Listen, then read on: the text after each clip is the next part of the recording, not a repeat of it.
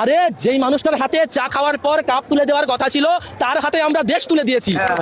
এমন তো হবেই, মার তো খেতেই হবে। ঘর নিতে যান, আপনাকে সিঙ্গেল ঘর দেওয়া হয় না, বলে কি মিঙ্গেল হতে হবে, স্ত্রী থাকতে হবে, ফ্যামিলি থাকতে হবে। আর আমরা সব সিঙ্গেল মানুষদের হাতে রাজ্য রাষ্ট্র সব তুলে দিচ্ছি। সমস্যা তো আমাদেরই আসবে ভাই।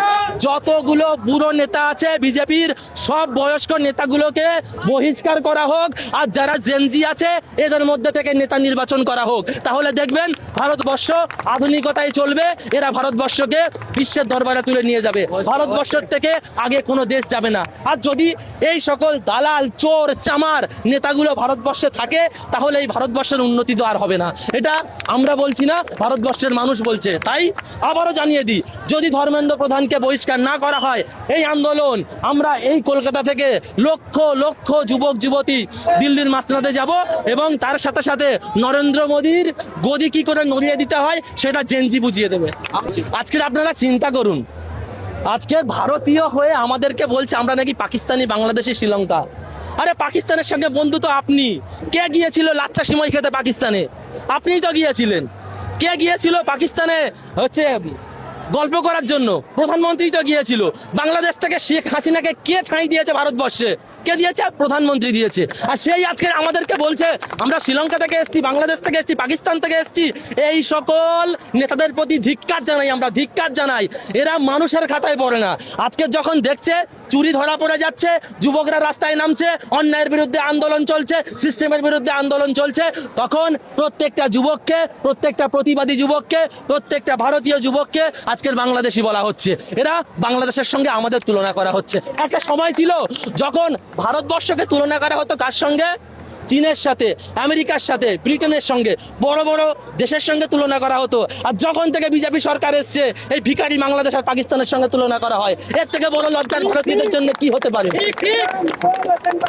আজকে তো লক্ষ লক্ষ যুবক শুধু দিল্লিতে নেই, সব জায়গায় বেরিয়েছে, কোটির গণনা ছাড়িয়ে গিয়েছে।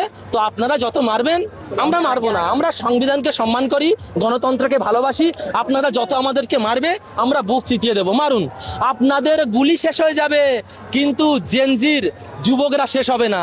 আমাদেরকে থানায় দেবে, তো জেলে দেবে, জেলের রুম শেষ হয়ে যাবে, কিন্তু ককরোচ জনতা পার্টির সদস্য শেষ হবে না। তাই ওরা মারবে, আমরা ফুল দিয়ে ওদেরকে সম্বোধন করব। আমরা মারের বিরুদ্ধে নয়, সরকারের বিরুদ্ধে নয়, কিন্তু যারা সিস্টেমকে নষ্ট করছে, যারা অনৈতিক কাজ করছে, যারা মানুষের অধিকারকে খরণ করছে, তাদের বিরুদ্ধে আমাদের আন্দোলন চলবে, সে যেই হরিদাস পাল।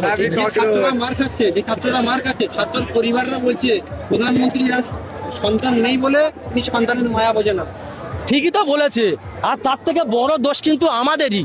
আমরা অপরকে কেন দেবো? আরে যেই মানুষটার হাতে চা খাওয়ার পর কাপ তুলে দেওয়ার কথা ছিল তার হাতে আমরা দেশ তুলে দিয়েছি। এমন তো হবেই, মার তো খেতেই হবে।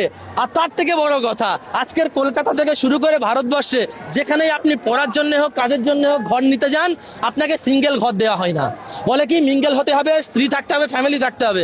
আর আমরা সব সিঙ্গেল মানুষদের হাতে রাজ্য রাষ্ট্র সব তুলে দিচ্ছি। সমস্যা তো আমাদেরই আসবে ভাই। তার কি বলতে পারি আমরা? ওরা যা ইচ্ছা করুক, আমরা থামবো না। মারলে মারুক, কাটলে কাটুক। আমরা গণতন্ত্রকে সামনে রেখে আমাদের কনস্টিটিউশন যে আমাদের অধিকার দিয়েছে, সেই অধিকারকে আমরা সঙ্গে নিয়ে আমরা আগে যাব। যত মারবে তত বাড়বো, সব কোনো ব্যাপার না। কিছুক্ষণ আগে এখানে জল কামান নিয়েছিলেন, পুলিশের সেই জল কামান ঘুরিয়ে চলে যেতে বাধ্য হয়ে, ভয়ে কি পালিয়ে গেছেন? আমি প্রশাসনকে বলবো না ভয় পালিয়েছে কি না পালিয়েছে, যতক্ষণ না তারা আমাদের ওপর প্রহার করবে ততক্ষণ তাদের বিরুদ্ধে অন্য কোনো মন্তব্য আমি করছি না। কে কি করছে বলতে পারবো না। যখন তারা জল কামান প্রয়োগ করবে বা আমাদের প্রতি সোচ্চার হবে, তখন আমরা কি বলতে হয়, কি করতে হয় সেটা আমরা দেখিয়ে দেবো, বলে দেবো।